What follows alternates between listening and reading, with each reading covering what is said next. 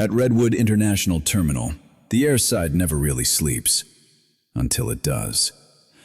One by one, the screens flip to hold. Tugs stop mid-roll. Jet bridges freeze. No storm, no crash, no warning. Just one name flagged at a priority checkpoint, and suddenly the whole airport is waiting. The airside at Redwood International Terminal didn't freeze because of weather. It froze because of a decision. A quick one, a convenient one.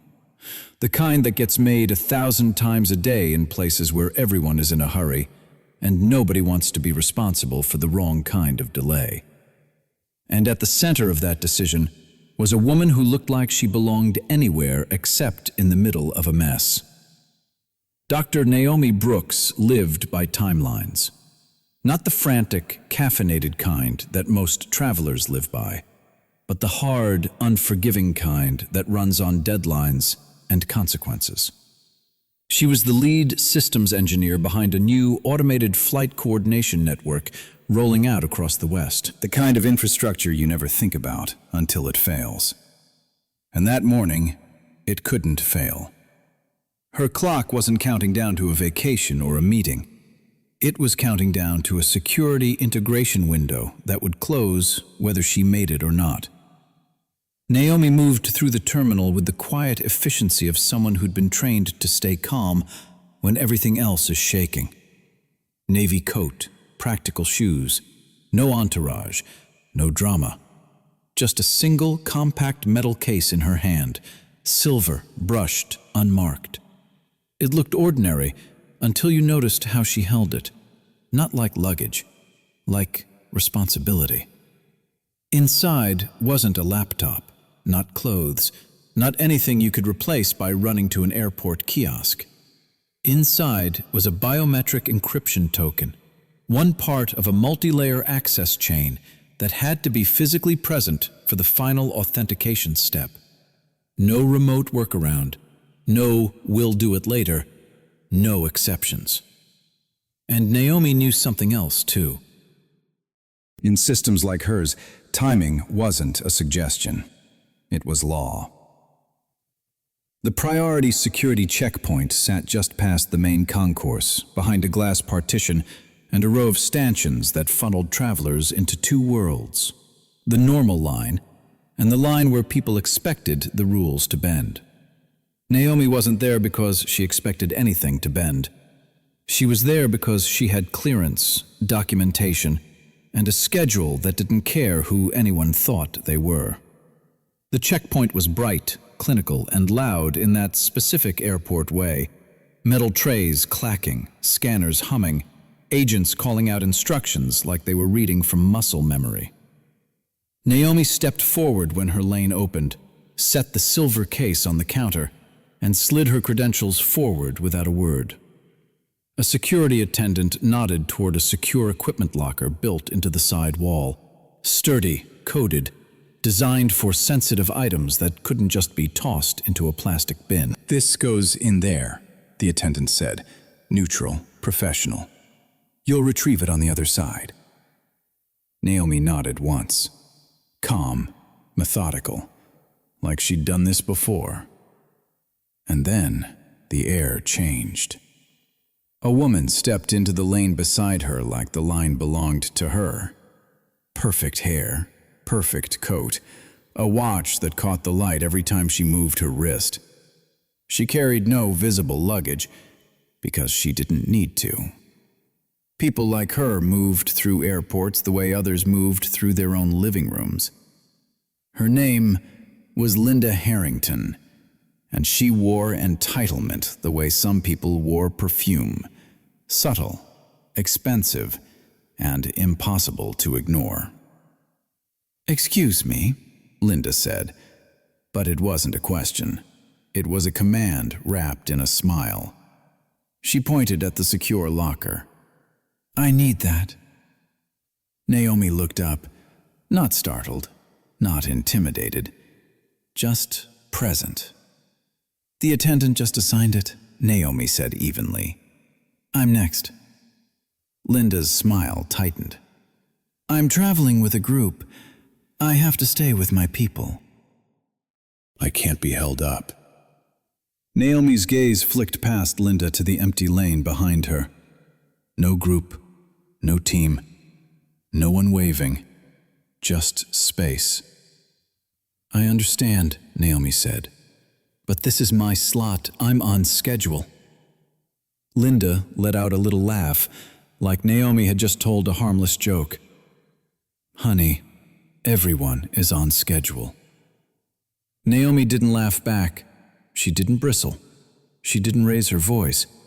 She just did the simplest thing that can trigger the biggest reactions. She held her ground. No, Naomi said. One syllable. Flat. Controlled. Not hostile. Not emotional. Just final. Linda stared at her for a half-second too long. That was the moment the request became something else. Because to Linda Harrington, this was never about a locker. It was about obedience. And she had just met a woman who wouldn't give it to her. I'm not trying to be difficult, Linda said, louder now, so the nearest agent could hear. But I don't like how she's speaking to me. Naomi blinked once.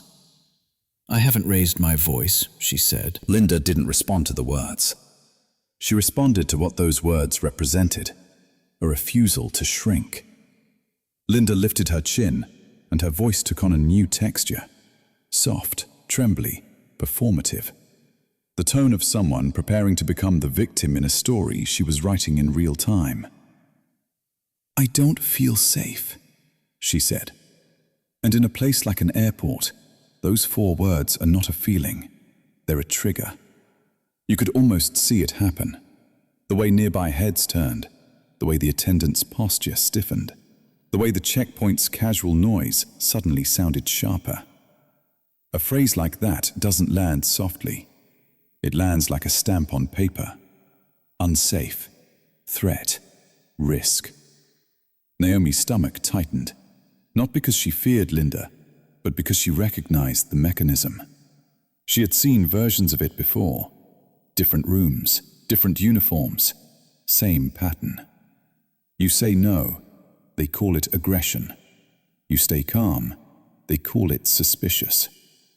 And suddenly the conversation isn't about what happened. It's about what someone claims they felt.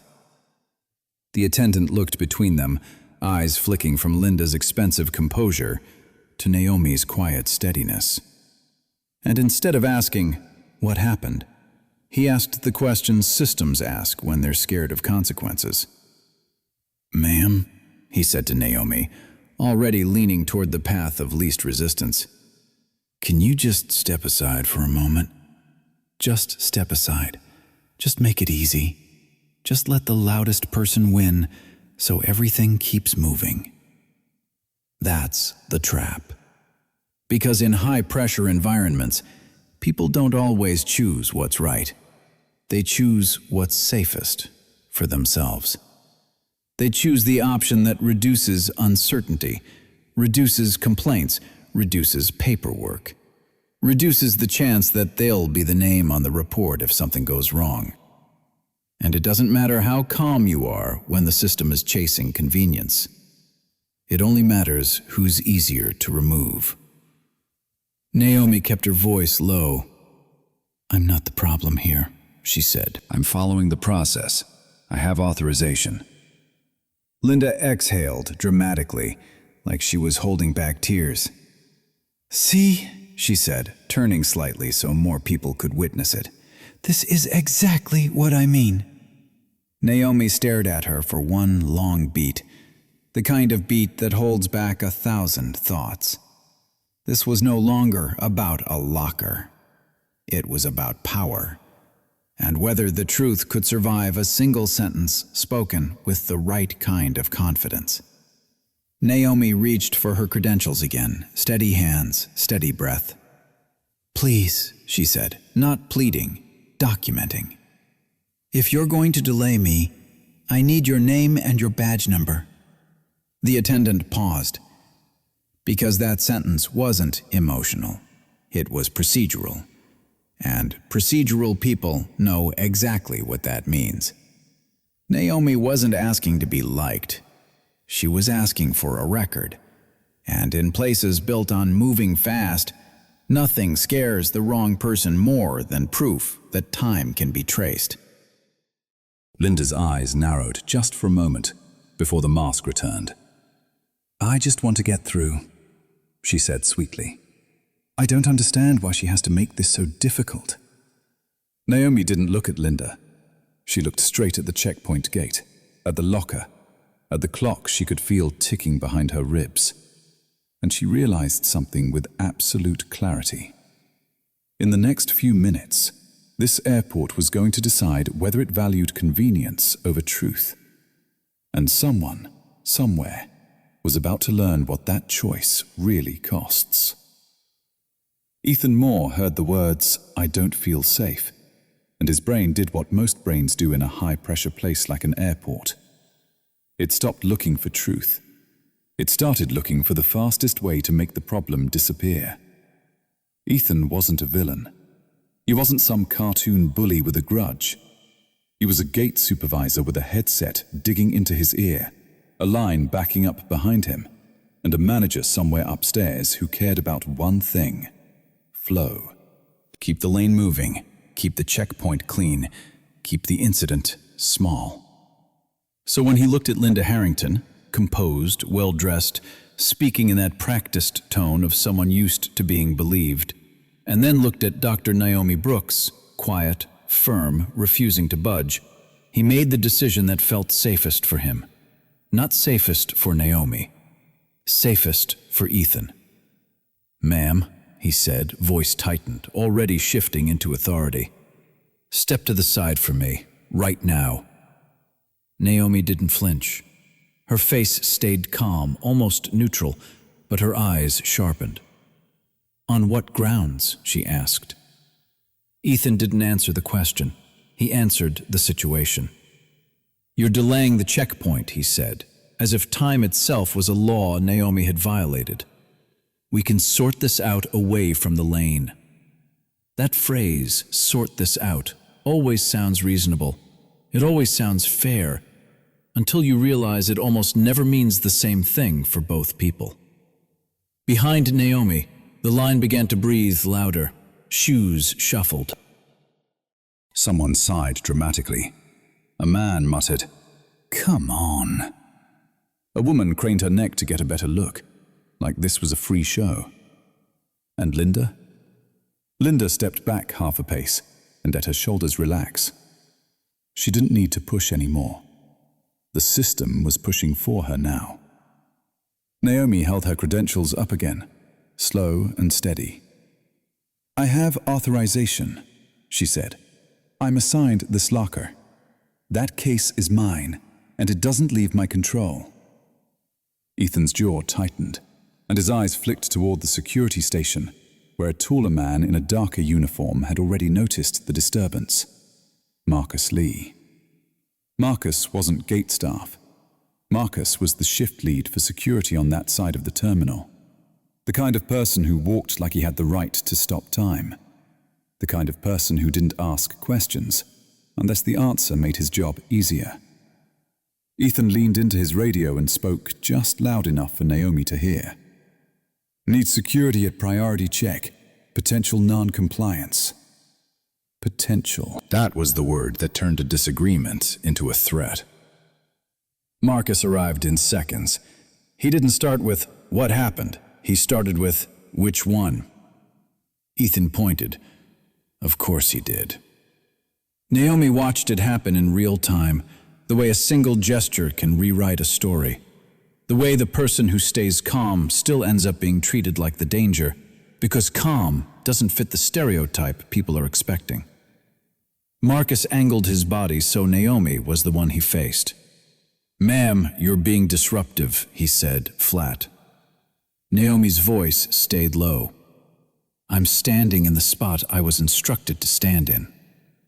Marcus didn't care. He didn't need to. The moment the word unsafe entered the air, the goal changed. It was no longer to understand, it was to control.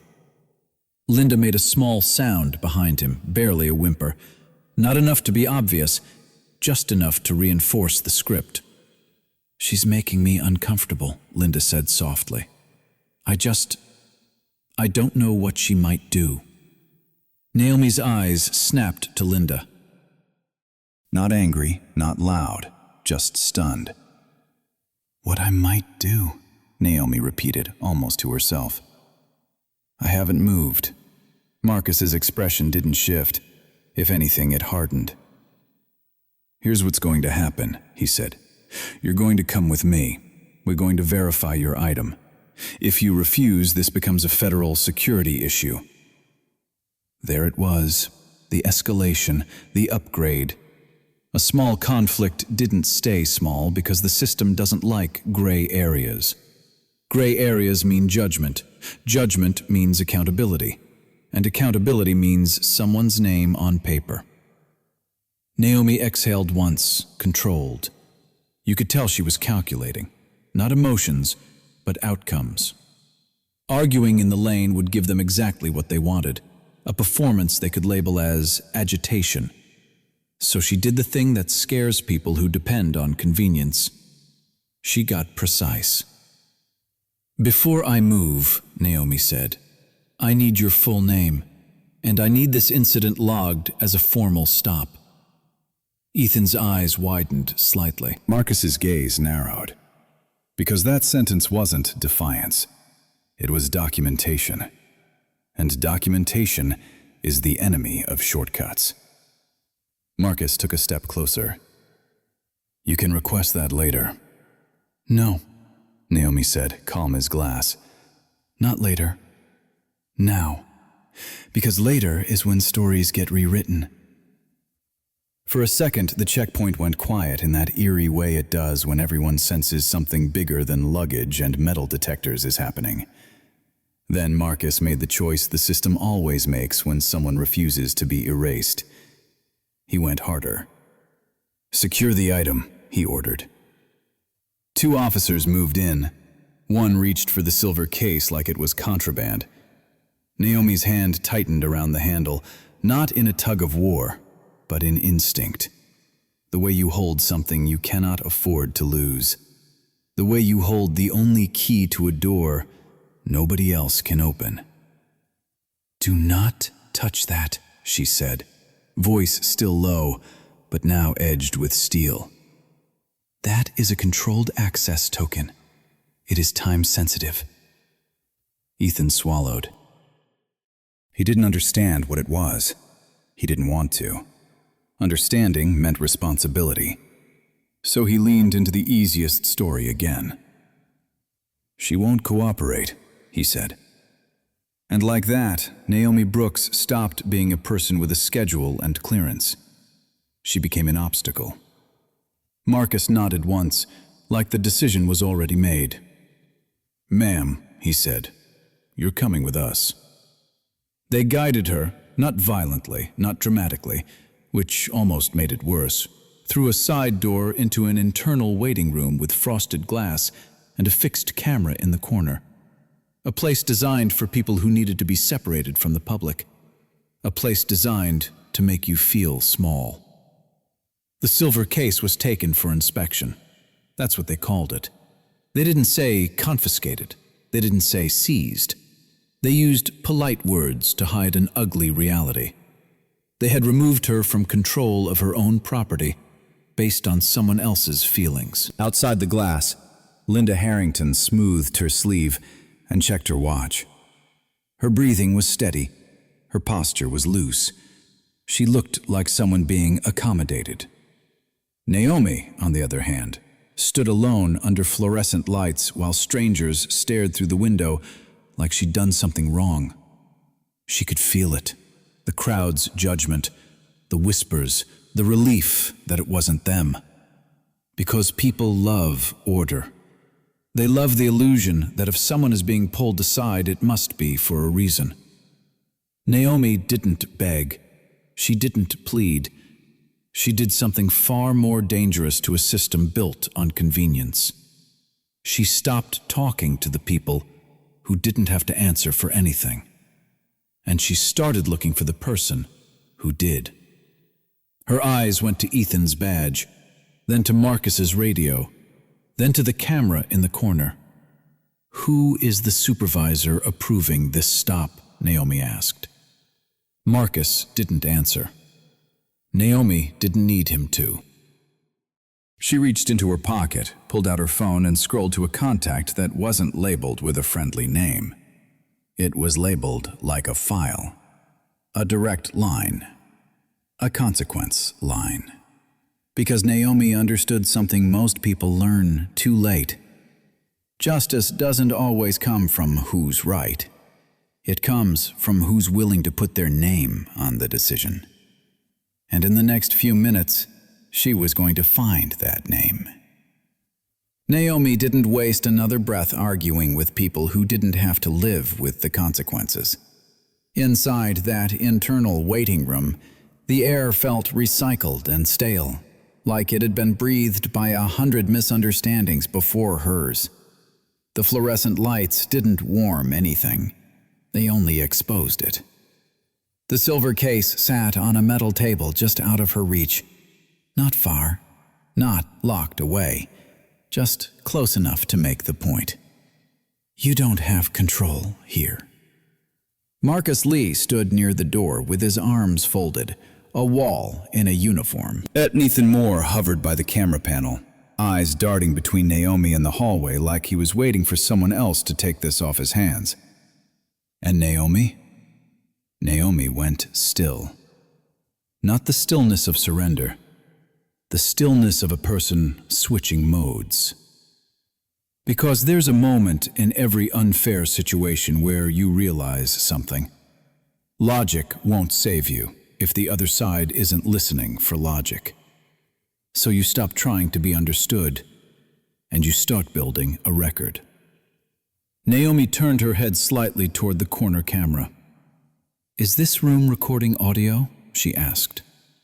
Ethan blinked. "Ma'am." "Yes or no," Naomi said, calm and flat. Ethan hesitated. Marcus answered for him. "Everything in this area is monitored," Marcus said. Naomi nodded once. "Good." Then she looked at Ethan. "I want your full name," she said, "and your employee ID." Ethan's face tightened. "That's not necessary." Naomi didn't raise her voice. She didn't plead. She didn't threaten. She simply spoke like a professional. "It is necessary," she said, "because you initiated the stop." Ethan glanced at Marcus like a child looking for permission. Marcus's tone sharpened.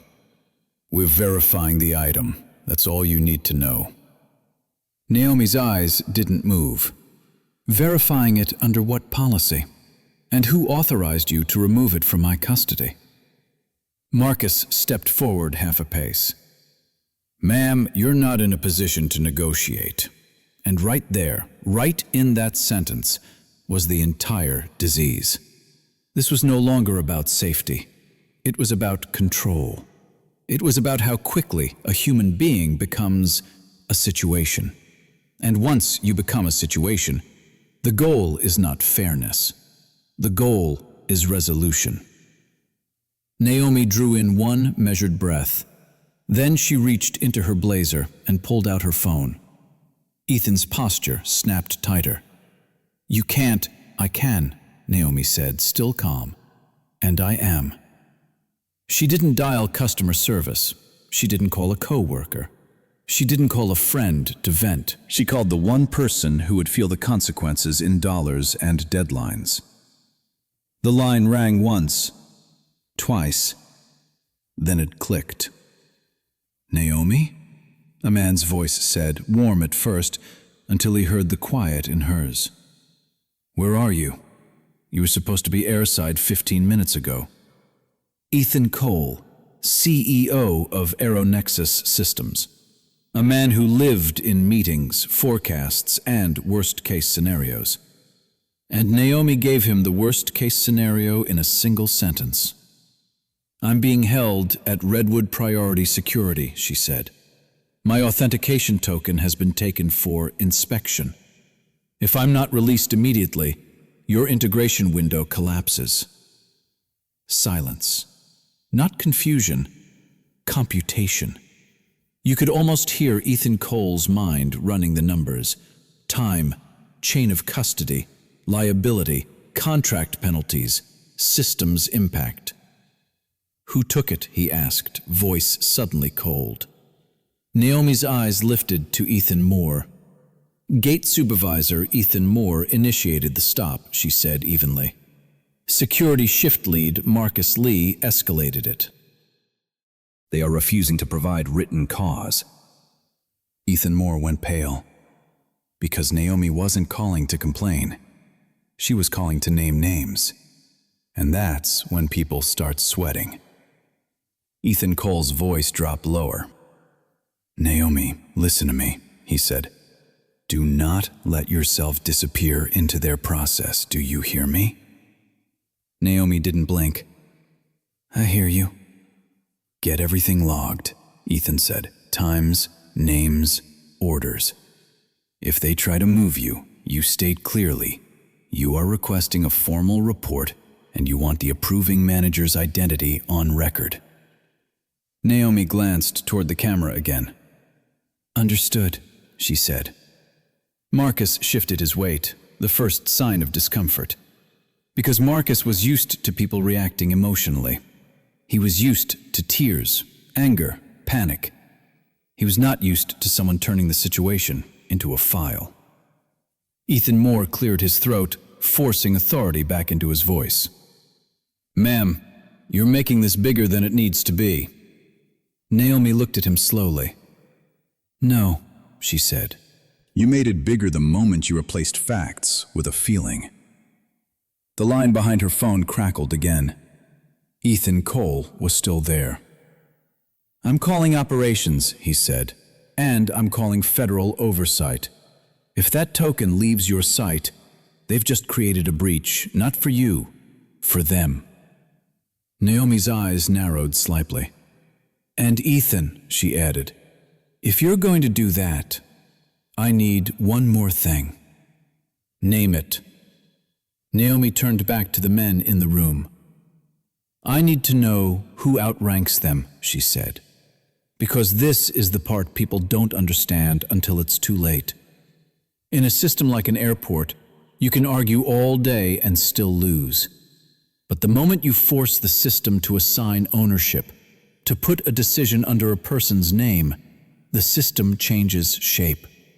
Not because it suddenly finds a conscience, because accountability is expensive, and nobody wants to pay for a bad call.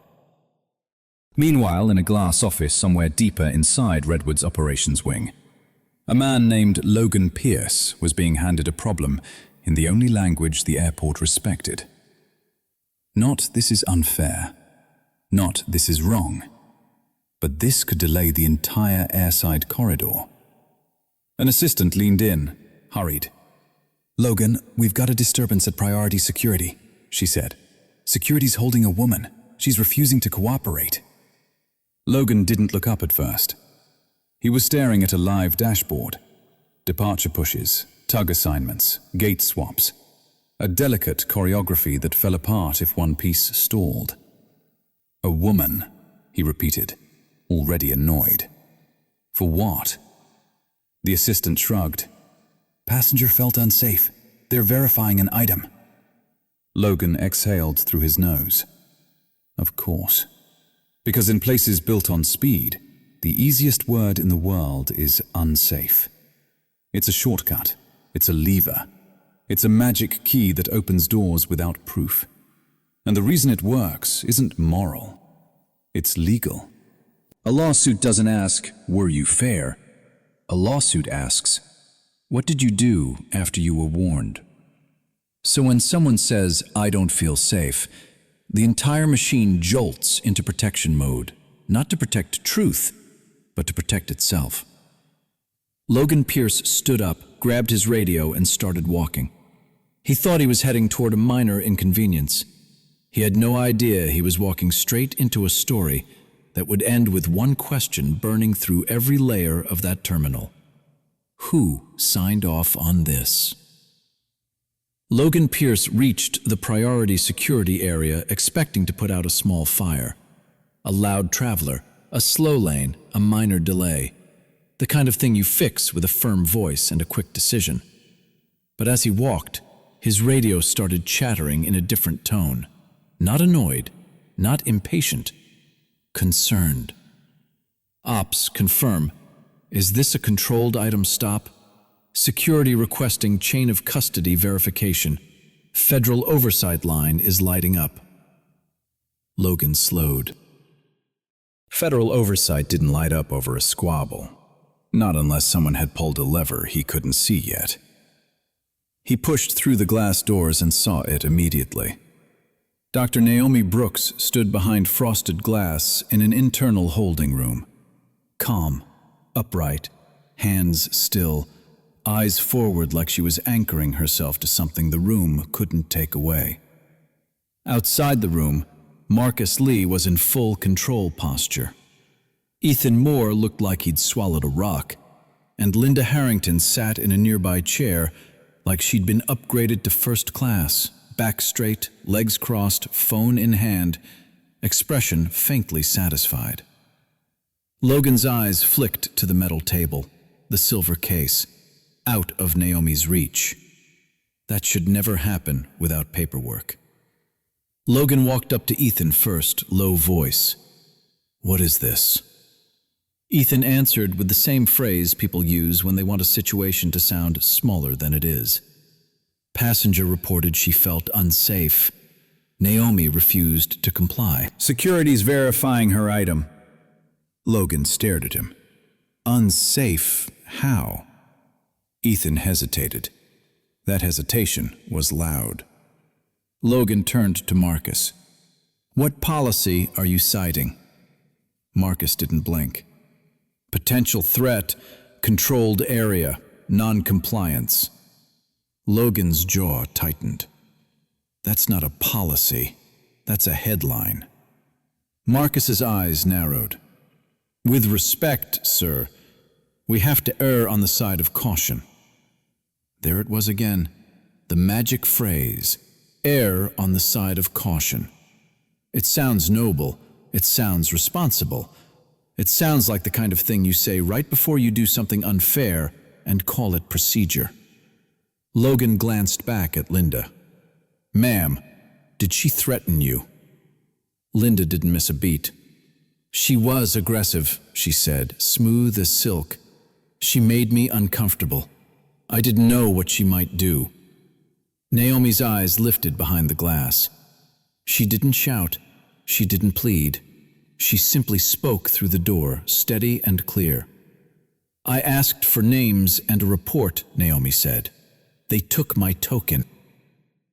"I have authorization, I have deadlines, and I have not raised my voice once." Logan felt something cold settle in his chest, because he'd heard this story before. Not this exact one, but the pattern. Someone important complains. Someone else is labeled. The system chooses the easiest body to move, and the truth gets buried under the word safety.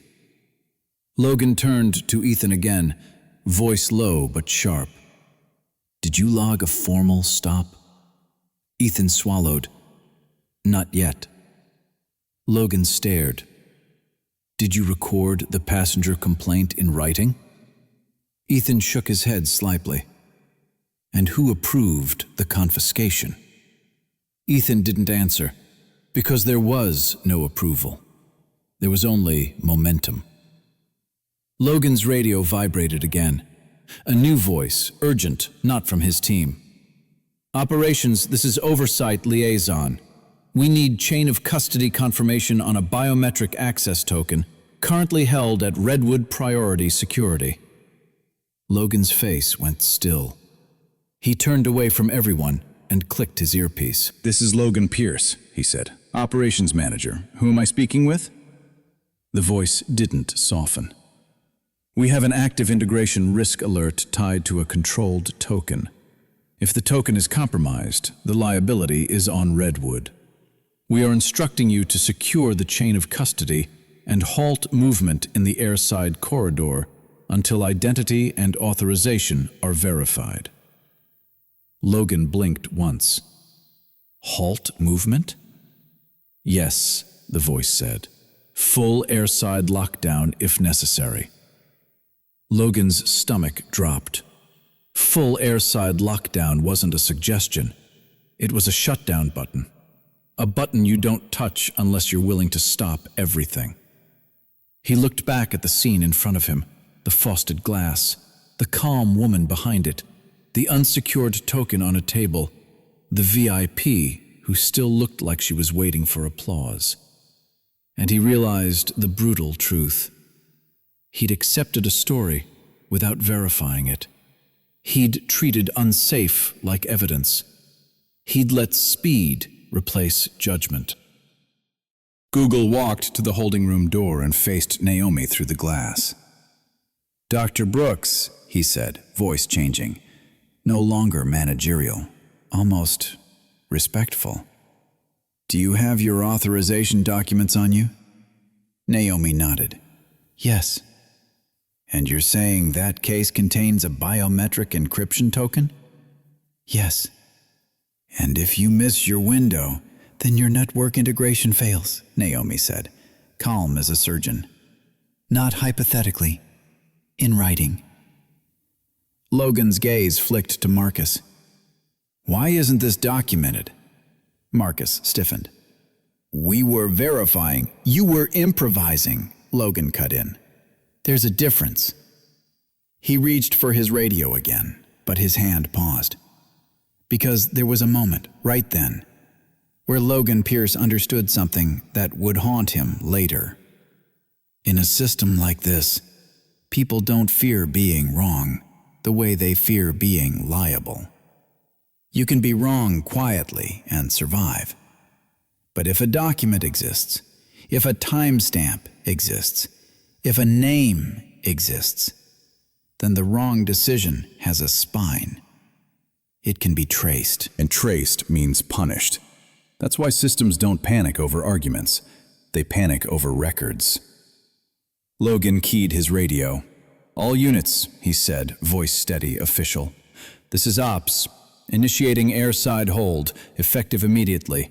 No movement beyond corridor checkpoints. Repeat, airside hold in effect." The response was instant. "What? For how long? Is this weather? Do we have a breach?" Logan swallowed and made the call that would turn the terminal into a statue. "Until chain of custody is verified and Dr. Naomi Brooks is cleared, no exceptions." Outside, the screens began to change. Hold, hold, hold. Jet bridges stopped mid-extension. Tugs froze like someone hit pause. Ramp crews looked up, confused, hands in the air. And Linda Harrington? Linda finally looked uneasy, because for the first time, the world wasn't bending to keep her comfortable. It was bending to protect the truth she tried to bury. She leaned back in her chair, forced a laugh. "This is insane," she said, as if the airport had simply gotten dramatic. "They're overreacting. It's just protocol." Logan turned slowly and looked at her. "No," he said, voice quiet now. "This is what protocol looks like when we stop guessing." Then he glanced at the silver case again, and at Naomi, and at the men who had moved too fast to write anything down. This was no longer a little misunderstanding at a checkpoint. It was a full-scale accountability event, and Redwood International Terminal was about to learn what happens when a system chooses easy over right and gets billed for it in real time. The airside was frozen now. Screens said hold. Equipment sat idle. People in vests looked around like they'd just been dropped into someone else's nightmare. And in the middle of it all, Logan Pierce stood there, realizing something ugly. He had been treating this like a situation, but somewhere behind the scenes, it had already become a case. Because while the airport was busy locking down the physical world, someone else had already locked down the truth. His name was Oliver Grant. Oliver was the kind of traveler who noticed everything, not because he was nosy, but because he lived online. A travel blogger, an intern journalist, the kind of person who'd filmed gate agents snapping at families, who'd posted what to do when your flight gets canceled, who'd built an audience off tiny moments most people forgot by dinner. He had been standing near priority security when Linda's voice shifted. When "excuse me" became "she's aggressive." When "I'm in a hurry" became "I don't feel safe." And Oliver did what a lot of people say they would do, but freeze when it's actually happening. He didn't jump in to argue. He didn't start yelling at security. He did something quieter, something smarter. He recorded. Not just with his phone pointed at faces, but with his mind on one thing: proof. He captured the tone, the pacing. The way Naomi stayed calm, the way Linda performed, the way Ethan looked relieved the moment security arrived. And then Oliver did the part most people never do. He didn't wait to post it later. He didn't treat it like content. He treated it like evidence. Because Redwood had an internal reporting portal, an incident intake system tied to operations. Most people didn't even know it existed. Oliver did, because he'd researched airports the way other people researched restaurants. So while Naomi was being escorted into that holding room, Oliver opened the portal, attached the clip, and typed a short clinical description. Time, location, checkpoint lane, names from badges he could see. The exact phrase, "I don't feel safe." And when he hit submit, the truth stopped being a rumor. It became a record. It got a timestamp. It got a tracking number. And once something has a tracking number, you can't pretend it never happened. That was the twist. Because the internet is loud, but the internet is easy to dismiss. A viral video can be called out of context. A tweet can be called misleading. But a report inside your own system, with your own cameras, on your own servers, that's not content. That's liability. Meanwhile, in a quiet office on the other side of the terminal, a compliance analyst was staring at the new submission like it had teeth. The subject line was simple: priority checkpoint incident, controlled item, possible misclassification. And there it was, a clear clip, a clear timeline, and a woman's voice saying, "I don't feel safe," with no threat in sight. The analyst didn't forward it to social media. They forwarded it up the chain. Because that's what grown-up systems do when they're backed into a corner. They escalate. Logan's radio crackled again, but this time the voice wasn't operations. It wasn't ramp control. It wasn't even security. It was oversight. And it sounded like someone who didn't care about excuses. "Operations Manager Pierce," the voice said. "We have an internal incident submission with video attached. Timestamp confirms the stop began at 8:14. Why was Dr. Naomi Brooks detained?" Logan's throat went dry. He looked at Marcus, then Ethan, then at the frosted glass where Naomi stood like a statue that refused to be carved down. "We received a passenger safety concern," Logan said carefully. "Security-initiated verification. Safety concern is not a cause," the voice snapped back. "Who authorized the chain of custody breach of a controlled token?" Logan blinked. "We were acting to ensure—" "No," the voice cut him off. "You were acting based on a verbal claim. We have footage. We have your staff. We have your timeline. I'm asking again, who approved it?" Logan felt the trap close. Because this is the part nobody tells you about procedure. Procedure isn't there to protect the loudest person. It's there to identify who is responsible when things go wrong. And for the first time today, Logan understood what Naomi had understood from the beginning. Arguing doesn't change a system. Records do. Logan turned sharply to Ethan Moore. "Did you file a stop report?" Ethan swallowed. "Not formally." Logan's eyes narrowed. "Did you request a written statement from the complainant?" Ethan's face flushed. "No." Logan's voice dropped, dangerous now. "Then what exactly did you base this on?" Ethan glanced at Linda like she could save him, and Linda, for the first time, looked uncertain. Because her power had always depended on one thing: being believed without proof. But now proof existed, and it didn't belong to her. Across the corridor, security agents received a new instruction: quiet, direct, unarguable. Separate the complainant. Linda blinked. "Excuse me?" A female security officer stepped forward, polite but firm. "Ma'am, we need you to step away from the checkpoint area." Linda's smile twitched. "Why? I didn't do anything." The officer didn't argue. "This is procedural." Linda's eyes widened. "But I'm the one who—" "Ma'am," the officer repeated, the way people do when they're done negotiating. "Step with me."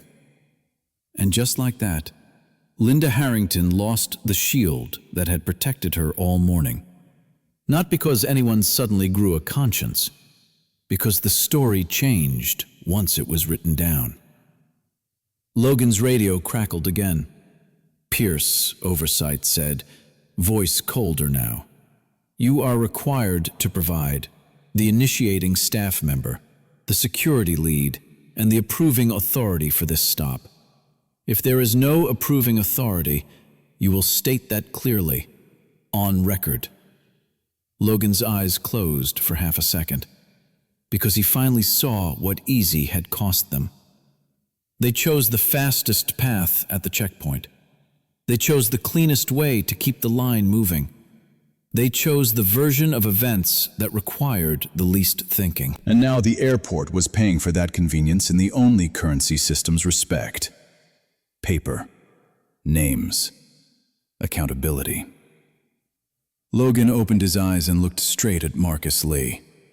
"Full name," he said. "Badge number. Now." Marcus stiffened. "Sir." "Now," Logan repeated. Then he looked at Ethan. "And you," Logan said, voice tight. "You're going to write exactly what you saw, not what you assumed, not what you were told. What you saw." Ethan's lips parted, but nothing came out.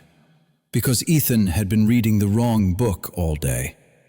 He'd been reading the book of shortcuts, and oversight was forcing him to open the book that actually matters. The one with timestamps, the one with signatures, the one you can't cry your way out of. Logan turned toward the holding room door.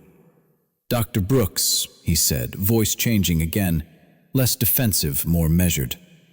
"We're releasing you to secure custody.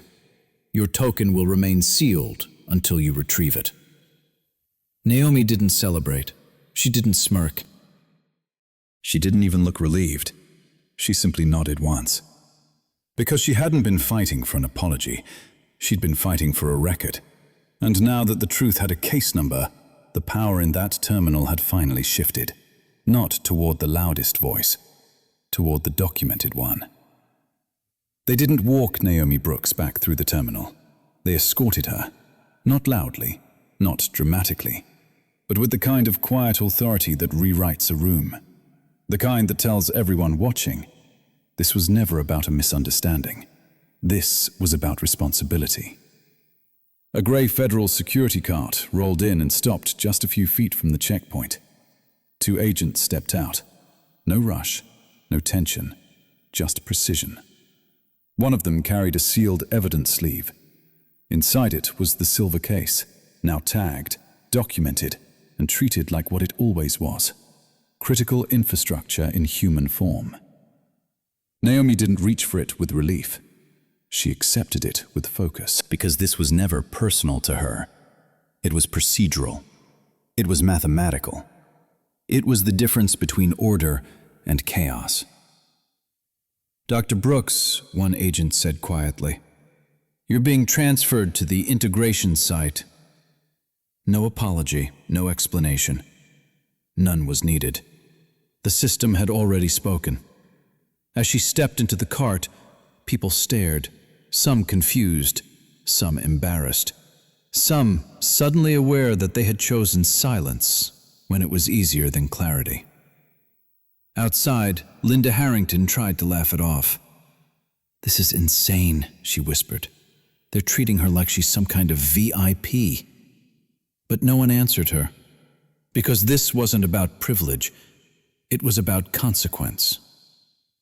A few minutes later, beyond the glass and steel of the terminal, the Aurora 9 transport waited on a restricted pad, engines low, lights steady.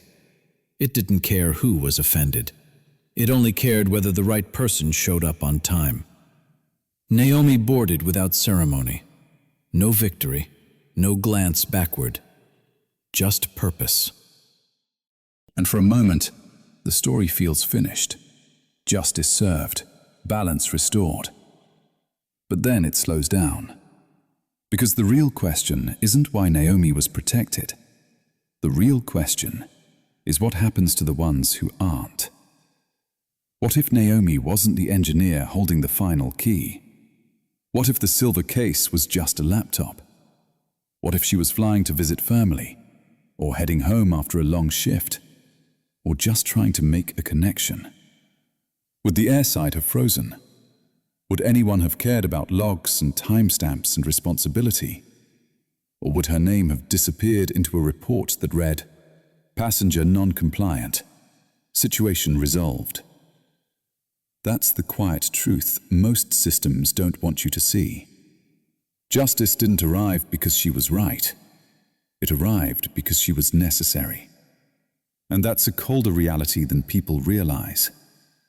There are thousands of people who are right every day, who are calm, who are respectful, who do everything they're supposed to do. But they don't trigger alarms. They don't stop operations. They don't cost money. So they vanish. Not with cruelty, with paperwork. That's the part that should make your chest tighten. Because a system that only corrects itself when something important is threatened is not a just system. It's a reactive one, a transactional one, a system that protects function before it protects dignity. Naomi was escorted back because losing her meant losing control. How many others are quietly pushed aside because losing them means nothing? No delay, no investigation, no record worth defending. Just a story that ends without witnesses. And that's where this stops being a satisfying moment and starts becoming an uncomfortable one. Because justice that only works when the stakes are high isn't justice. It's negotiation. And most people don't walk through life carrying leverage. Naomi finished the integration 3 hours later. No applause, no announcement. Just a green status line sliding across a screen that meant the system was alive again. Flights resumed, routes unlocked. The air moved forward like nothing had ever happened. She didn't win by arguing. She won by being prepared. And that mattered. Because the real victory here wasn't the shutdown, it wasn't the escort, it wasn't even the apology that quietly followed. The real victory was that competence outlasted noise, that discipline beat drama, that truth, when documented, doesn't need to shout. Behind the scenes, the system adjusted, not dramatically, not publicly, but permanently. Supervisors were reviewed, protocols were updated, Any accusation that altered a passenger's status now required a named authority, a written justification, and a timestamp. No more he said, she said. No more invisible decisions. Someone had to sign their name to power. That changed everything. Because justice rarely comes from emotion. It comes from accountability. And that brings this story back to us. Because most of us will never carry a silver case that stops an airport. Most of us won't have a system pause when we speak. So the question becomes simpler and harder at the same time. What do you do when you see someone being treated unfairly? You don't need to be loud. You need to be precise. If you're the witness, be the record. State what you saw. Document what happened. Note who spoke. Note who decided. Not to shame, not to perform, but to preserve truth. Oliver didn't become powerful because he had a camera. He became powerful because he knew where truth belonged, in a file that could not be erased. That's what real support looks like. And that's also what we need to teach. Because for years, we've taught children to be quiet, to give in, to avoid trouble. Let it go. Don't make a scene. It's not worth it. But sometimes it is. Not because we want conflict, but because we want dignity. Teaching a child to hold their place is not teaching arrogance. It's teaching self-respect. Teaching a child to speak calmly is not teaching rebellion. It's teaching clarity. Teaching a child to remember details, to name events, to describe what happened, is not paranoia. It's teaching awareness. Boundaries don't create chaos. They create order. And records don't destroy trust. They protect it. Naomi never raised her voice. She raised the standard. She didn't demand power. She demanded structure. And that's the lesson worth carrying forward. If you are a parent, teach your child this. You are allowed to say no. You are allowed to be calm. You are allowed to keep what is yours. And you are allowed to be remembered accurately. If you are a witness, remember this. Don't chase the argument. Chase the truth. Don't fight emotion with emotion. Anchor it with evidence. And if you are part of a system, remember, power is not what you can control. It's what you are willing to record. Because in the end, justice isn't built by the loudest voice in the room. It's built by the person who stays steady, writes it down, and refuses to let the truth disappear.